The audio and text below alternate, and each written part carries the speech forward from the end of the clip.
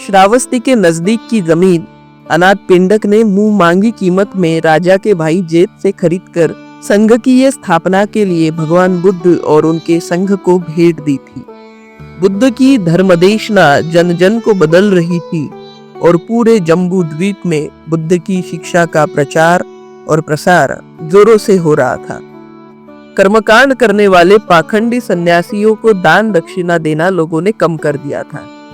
यह सन्यासी चिंतित होकर हल ढूंढने लग गए। उन लोगों ने यह विचार किया कि जेतवन का परिसर ही शुभ है।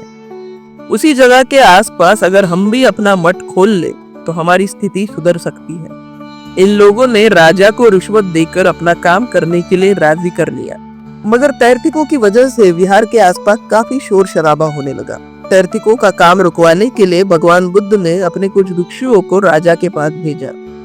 भिक्षुओं को महल की तरफ आता हुआ देख राजा ने खबर भेज दी कि राजा महल में नहीं है, किसी काम की वजह से बाहर गया हुआ है। भिक्षुओं ने वापस जाकर यह बात भगवान बुद्ध को बता दी। भगवान बुद्ध समझ गए थे कि राजा ने रिश्वत ले रखी है। तब भगवान ने अपने 2 अग्र श्रावकों को भेजा, लेकिन उनको भी द्वारपाल ने वही बात बताई कि राजा महल में नहीं है।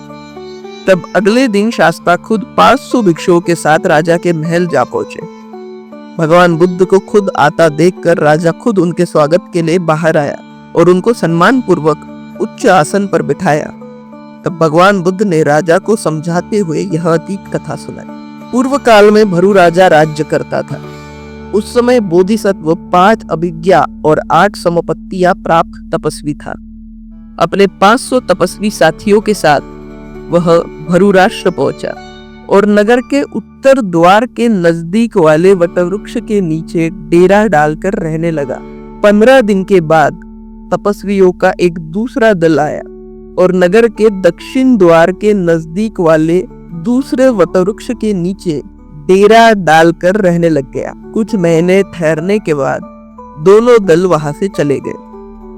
अगले साल दूसरा दल पहले आ गया, लेकिन दक्षिण द्वार वाला वटवृक्ष सूखा हुआ दिखा, तो वह लोग उत्तर द्वार वाले वटवृक्ष की तरफ चले गए। कुछ दिनों बाद बोधिसत्व का दल वहां आ गया और स्थान के लिए दोनों दलों में विवाद शुरू हुआ। दोनों राजा के पास पहुंचे तो राजा ने न्याय करते हुए बोधिसत्व के दल को स्थान दिया। दूसरे दल को यह बात हजम नहीं हुई।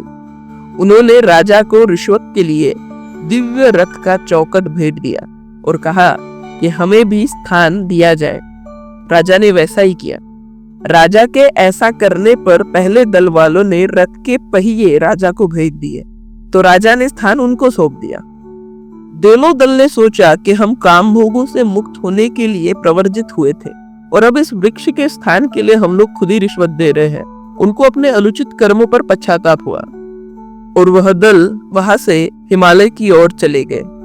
तपस्वियों के ऐसे जाने पर भरु परिसर के देवता राजा पर तपस्वियों में कलह करवाने के लिए क्रोधित हो गए। उन्होंने समुद्र में तूफान उत्पन्न करके पूरे भरु राष्ट्र को डुबाकर नष्ट कर दिया। शास्ता ने कथा सुनाकर यह गाथा कही। इसिनमंतर गत्वा भरु राजाति में सुतं उच्चिनो सहरट्ठे स राजा विभवंगतो तस्माहि छंदागमनं न पंसा सति पंडिता अदुष्ट चित्तो भासेय गिरं सच्चुपंस हितंती। अर्थात ऐसा मैंने सुना कि ऋषियों को आपस में लड़वाने से भरु राजा अपने राष्ट्र सहित विनाश को प्राप्त हुआ। नमो तस् भगवतो अरहतो सम्मा संबुद्धस्स। दर्शकों, आपने पिछली बार 0% भ्रष्टाचार की कहानी देखी और इस बार 100% का भ्रष्टाचार कैसा होता है, इसकी अट्ठकथा भरु जातक है जो आपने देखी है। तो इन 2 सिरों के बीच यानी 0% और 100% के बीच निचले स्तर का बीच वाले स्तर का भ्रष्टाचार होता है। 100% भ्रष्टाचार का अर्थ हुआ कि जो सबसे सर्वोच्च अधिकारी है, उच्चतम पद पर है, अगर वही भ्रष्टाचारी हो तो प्रबंधन कैसा होता है। वर्तमान कथा में आपने देखा कि आजीविकों ने घूस देकर कुशल नरेश से ये परमिशन ले ली, जेतवन विहार के बगल में जमीन ले ली। उनका उद्देश्य था कि हम संघ में प्रॉब्लम्स क्रिएट करें, संघ को बर्बाद करें। अब भगवान बुद्ध ने किसी की कोई निंदा नहीं की, न किसी से लड़ाई भिड़ाई की, सिर्फ कौशल नरेश को सावधान किया कि बरू राष्ट्र के राजा ने संतों के बीच कलह करवा कर अपने राष्ट्र का विनाश कर ही। तो ये उदाहरण कथा द्वारा कौशल नरेश को सचेत किया। अब आपने देखा कि दोनों सन्यासी दल कैसे आपस में लड़ पड़े थे। दोनों सन्यासी ये समझ में आ गए, जल्दी ही उनको समझ में आ गया कि ये राजा बेशरम, ये हम लोग का फायदा उठाकर अपना उल्लू सीधा करता है। और ये बात सच है, अगर किसी राष्ट्र का सर्वोच्च अधिकारी ही अपनी जनता में नफरत फैला दे, उनको लड़वा दे, तो प्रलय की स्थिति आ जाती है।